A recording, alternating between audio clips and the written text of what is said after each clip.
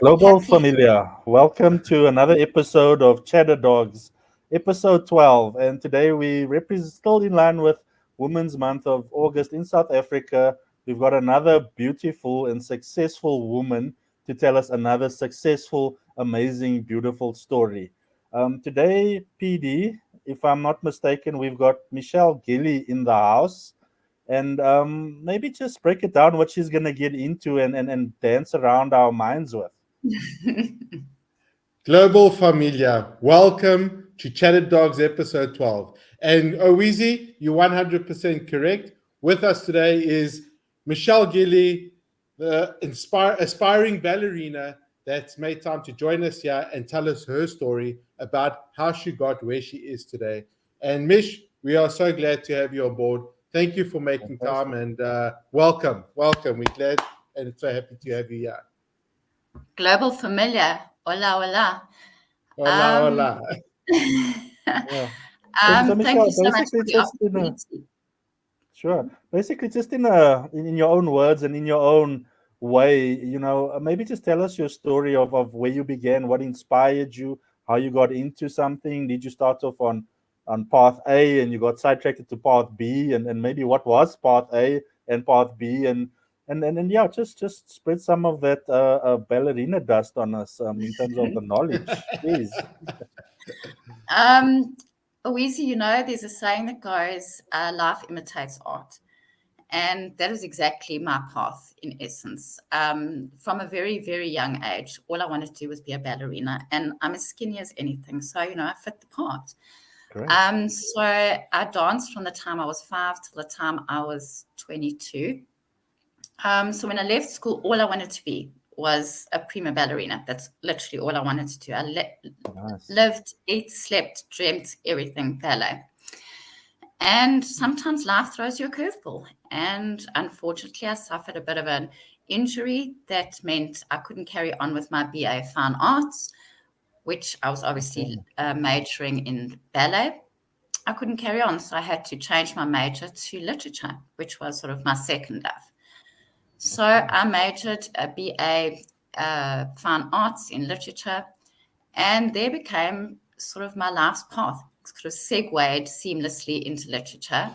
And I needed to sort of upskill again because there was not very much call for a BA Lit graduate at the time. So I was offered a job with the SABC in their PR department. So I upskilled, went and did a PR diploma, worked in their PR department for what was then, very long ago, TV1, PRing all their latest programs, etc., etc. And because of my involvement with the PR and that kind of thing, I worked a lot with advertising agencies, and it looked like such fun. It just looked like such fun. So I also segued. It was, and like long ago. So I got into ad agencies, and I worked for some of the very best and greatest minds in advertising. So I worked for Hunt Lascaris, I worked for Ogilvy Mather, I worked for Jupiter Drawing Room. I literally worked for the biggest and the best. And these were all in their heyday, and it was such fun. It was like literally you got paid to have fun. Exciting. The perfect job. It was, right? And I was like the party girl, sorry. So I remained for the bulk of my career in advertising. Won a jury for unbelievably Continental tires. Who would think tires could be exciting, right? And then the industry changed quite substantially. It became less fun and more like how you could, gouge as much out of a client as you could. So it didn't become fun to me anymore. It wasn't creative. It was just, a job. So then I did like a 180 only back to corporate with the SABC, unbelievably. Okay.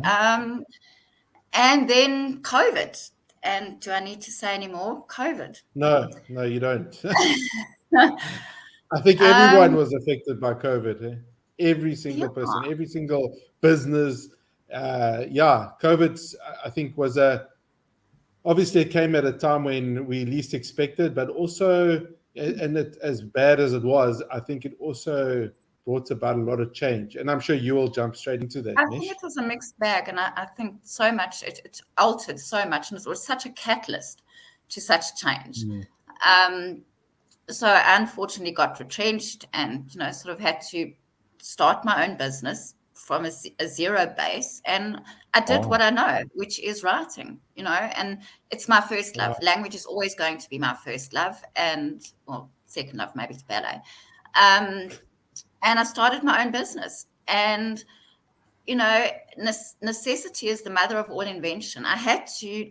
get up to speed really quickly, develop a client base, put myself out there. And it often entailed sort of going cap in hand to people I didn't necessarily want to. But, you know, you need to do what you have to do. And I'm Yeah. really pleased to say that nearly 2 years on, I have managed to thrive and prosper and develop my business. I've learned so Mm. much along the way, not only professionally, but personally. I've grown so much. And I think COVID for me was, as I mentioned earlier, a mixed bag. I'm by sort of by nature, I'm quite a disciplined person. So for me, it wasn't difficult to work from home and to stick to a Mm. regimen. And, Yes. Yes. like I was going to a job, dress up like I was going to a job. Um, I think it proved to a great number of employers and employees that working from home is no longer a remote possibility. It was a real possibility that we could be as productive, if not more productive, working Mm. from Yeah. home in the comfort of our own home and without ringing phones or people talking to you, which I found quite distracting. Um, so that for me was like the upside, and it's become a negotiating tool for employers and employees to say, well, I don't want to work in an office full time. I'm happy to earn less, but I want the freedom to work from home. I think it Yes. changed like commercial property space in terms of Santon back in the day used to paying top dollar for all of that office space. People have now realized I don't need that. So I Mm. think So, it's so turned. sorry, Michelle. If I could just go back there. So, essentially, your business was basically born out of need, not out of a Mm, choice or out of an opportunity. You suffered a setback. You had to make a comeback and sort of navigate your way through these uncharted waters. Yes, you had a skill. And what I think we've learned from previous episodes on Chatter Dogs is not Yeah. everybody that has a skill can become a business person. Just because you're good at what you do doesn't mean you a business person. But you seem to Yeah. have defied all the odds. You and off air, we spoke earlier about you calling yourself a small business. But PD, I don't know. In South Africa, is there really such a thing as small business? I mean, in my personal opinion, if you're in a business, you're in a business. Who cares if it's That's big or right. small? You're providing a That's right. need. You generating income. You're building wealth. I don't see the need to term or classify yourself as a small business. You're out there. You're holding it down for yourself, your family. You're providing a need to giant conglomerate corporate companies that Correct. that are that demand your service. PD, what do you think of this? I don't see a need to classify Michelle as a small business. Business is business, and sounds like Doesn't you've really turned things around for yourself. and not just that, Owizi. I think the small businesses, like you said, together they are adding more value to the economy than your big corporates, because the big corporates are finding ways to pay less tax, to employ less people, and shrink their overheads. Where the small business has no choice but to take what they have and try and capitalize on that, whether it's resources in the form of people, infrastructure, you name it. So I agree with you. Business is business, and you're adding value to an economy, and yeah, it's really inspiring to see that, and yeah, no, I think it's fantastic, Mish. Honestly, fantastic Yeah. what you've done. Yeah, Michelle, were there any sort of setbacks that you've had or hard lessons you've had to learn in business? I know, PD, in one of our episodes when speaking to Stelio, there were certain things he faced as a new business owner. That's right. That's right. Michelle, did you maybe being a woman in business, did you encounter any sort of having to break through a male-dominated environment in any way, or any other sort of issues? I've never found there been barriers in terms of being a woman. I think I'm very fortunate that I'm quite a strong personality, so I sort of bulldoze my way through it. The thing that I have found the most challenging is this almost culture of non-payment. Yeah. I've unfortunately had to become quite hard in terms of asking for 50% upfront going forward on any job I do, purely because of this, as it seems to be an inculcated culture of non-payment. And I feel that is the single thing that sinks many businesses, be they small or otherwise. Sure. So that's been my lesson. And I think paying attention to the detail, things you don't think about. So, for instance, recently I had to sort of revisit like a preservation fund that I had invested in, and that's a personal detail, but it's the detail that will sink you every single time if you don't pay attention to a contract or your SLA or NDA.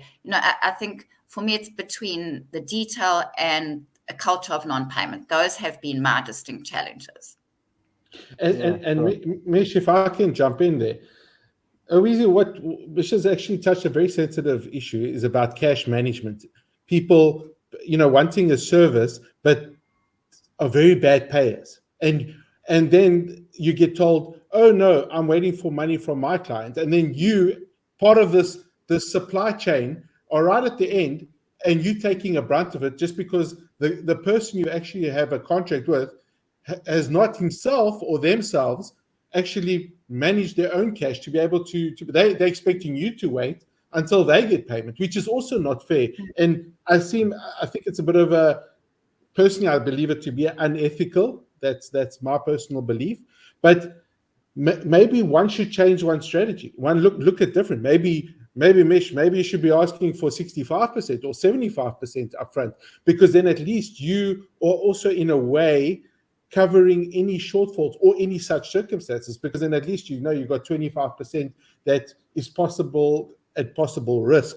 And you're not the only one that we've dealt with in this regard. There's been many such businesses, and it's the small business. That's the funny thing of all. If it was a big company, no one would even think twice. They say, here's your statement, pay. And they pay because obviously afraid that these people will use their lawyers and what you get the money.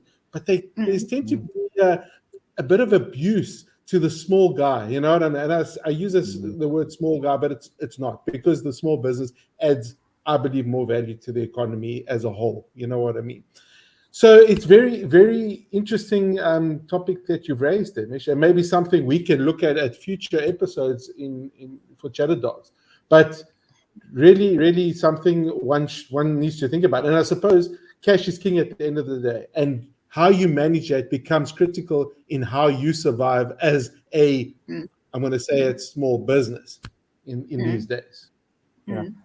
Well, look, PD, you always hit the nail on the head with that cash is king philosophy of yours, and I love adhering to that. I think it's a perfect theory in a perfect world, but unfortunately, things don't always work out like that. You've got debt, you've got credit, you've got leverage, you've got borrowings, you've got deals going on with the neighbors.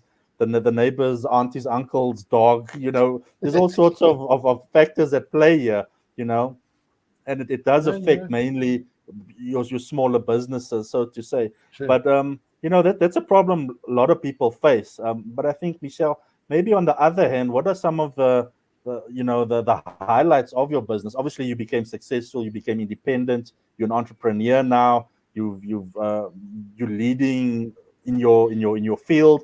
Are there any other highlights that you could bring forth and say, these are the accomplishments you've made? The positive side of stepping or being forced to step away from the corporate structure. This journey has been amazing. It has been amazing. I have had the most incredible opportunities to work with such amazing people. I think two of my learnings have been, so ostensibly I'm a marketing consultant with, like, if I had to classify myself, a writer. And my learning was that you couldn't just be a writer. You had to constantly be upskilling. You had to constantly be looking, what could I do better? What can I do more? What are value added services I can give? So I had to really look and sort of go out of my comfort zone. I'm not good with analytics. And I had to literally look at myself and go, we better get good at analytics because that's the way of the future. So I got certified on Google Ads, Google SEO, Google AdWords. So I'm not just, in inverted commas, just a writer. I'm now a writer that's very skilled in SEO, that's very skilled in Google Ads, Google Analytics. So for me, the learning is you never stop learning. Like, if there's any advice I could give anybody, it was like constantly upskill. Google is your friend, and you get Google certified and you get these ticks, and everybody loves the ticks and they think you're wonderful because you've done this. And I've taken myself out of my comfort zone to things I never thought I would do, that I could do. And I've proved to myself I can and I will.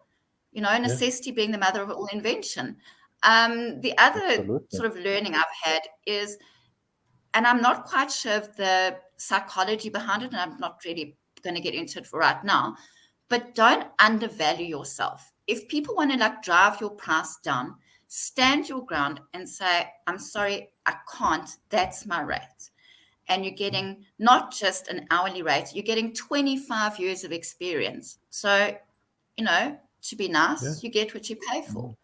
Absolutely. And the thing is, you do other businesses a favor, because then people realize you're not going to negotiate. You're not going to devalue yourself and your offering in your business down. You value yourself and you're offering enough to go, no, I'm sorry, I can't negotiate. I really believe I've got a lot to offer. So that would be my learning. And I think for me, that's the positive. And I honestly never, ever saw myself as an analytical person, but I've become that. I've become a designer. And I've just loved the journey. I've loved the opportunity. I've loved the opportunities that I've had to change lives, because a lot of my clients are very much in the NGO, NPO space, which is where my heart is, to be honest. And just through my writing and, my PR, I've changed lives. I have changed lives. Amazing. And I think for me, that's incredibly, incredibly fulfilling. And I think we all had to leave a legacy. And if that's my legacy, that I changed lives, then I've lived a good life. Sure. Well, PD, I wanted to just ask you, sorry, what do you think? When Michelle says she pushes back on price, demonstrating her worthiness and a qualification, a experience, all of that coming through. Sometimes pushing back, you may be dealing with the wrong client, by doing that. What's your sort of vision in something like that, pushing back and standing your ground? I think it's important to stand your ground. Your price is your price. Don't undervalue yourself. Someone I know taught me that as well recently. So you need to stick to your pricing. You need to know what you're worth and do not change that. And if someone still wants to argue, then it's better that they go look elsewhere. You know your worth. You know all the effort that you can put. You know the value you can add to their business.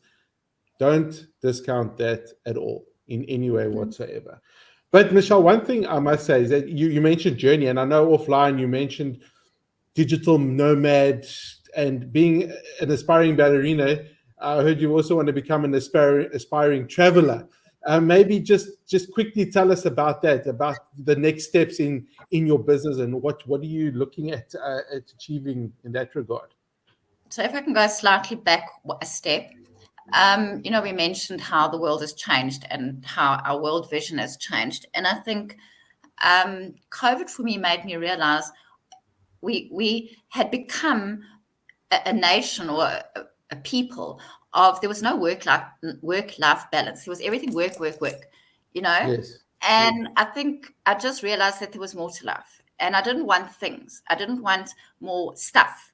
I wanted experiences. I wanted people. And I mean, I'm very proud to say I'm 53 years old and I'm ready to embrace a digital nomad life. And Awesome. that's my vision and my goal is that my first port of call is going to be Turkey. I really want to sail on the Bosphorus. And that's what I'm saying about you're never too old to learn. You're never too old to do something differently. Like life is just this amazing journey and of experiences. And I think we got so lucky that we got to realize that that can be. And what I'm planning to do is build up a critical mass of clients because what I do, I can do from anywhere. So I'm building up a critical mass of clients. So I do plan at my ripe old age to go and be a digital nomad and see the world and live like a gypsy. And quite honestly, I just can't wait for that next adventure. What a pleasure. Spoken like I'm a even true excited champ. for you. Spoken like a true champ. I'm even excited for you, and that's really awesome. And well, yeah, that's. I mean, I think we've covered quite a bit, Owizi, and I think, Michelle, I'd like to ask you. You know, I know you've already given so many words of inspiration and you know, and ideas and guidelines from your side. But any final, let's call it last words before we say goodbye to our viewers and listeners in our global familia. My global familia. Pete, there's a mantra I live by, and that says there's no such thing as impossible. The very word says I'm possible. And I think that's how I live my life. I just refuse to take no for an answer. I just refuse to let setbacks get me down or obstacles get me down. I just think you get creative and you make something work. And that I think has stood me in such good stead. I refuse to give up. And I think as a person, I try and foster an attitude of positivity and gratitude every day of my life. Sure. Thank you. I think Wow. that was really, thank you. Those were great words, and I mean, even true to ourselves. I think it's something we need to. I love that I'm possible. I think it is so true. Never underestimate one's own potential, and I think that's our takeaway. Yeah, Michelle, you've been an awesome star. Thank you so much for Thank you joining so us. much Yeah. for the Oh, opportunity. thank you, and we wish you all the best in your future endeavors, and we hope to have you back on Chatted Dogs to give us an update. I can't wait. Yeah. And probably coming live for you from Turkey. There we go. There we go. Looking forward to it. Owizi, anything from your side? Yeah, just once again to reiterate, Michelle, you've been an absolute hell of a star. With Women's Month and I think just in general, PD, the inspiration we get from these videos is it's so inspiring. I feel like I'm gonna go start a PR editing business tomorrow. Because I'm so inspired. You know But I nothing understand. about PR, but There's, okay. there's a lot of work and qualification involved, and I don't take that away from you, Michelle. I do wish you all of the best, and thank you so much for that ballerina dust that you've left with us. Um, and just go well and represent for yourself and your family and keep doing what you do. We are so inspired and touched by the story. Thank you. Thank you so much. I appreciate Thank those you. kind words. Thank you. Great. Before we go, to all our listeners, please like and subscribe below if you enjoy these episodes and that you found some real value in them. We would really appreciate that. I always forget to say that, Owizi, so I just thought about it now and put it out there. But Owizi, you have the final say. So over to you. Well, look, thanks everybody for joining us. As Jay-Z said, you could be anywhere in the world, but you chose to spend this wonderful time here with us today. This is P Dog, Michelle, and Owizi saying peace out and take it easy. We'll catch you in the next one.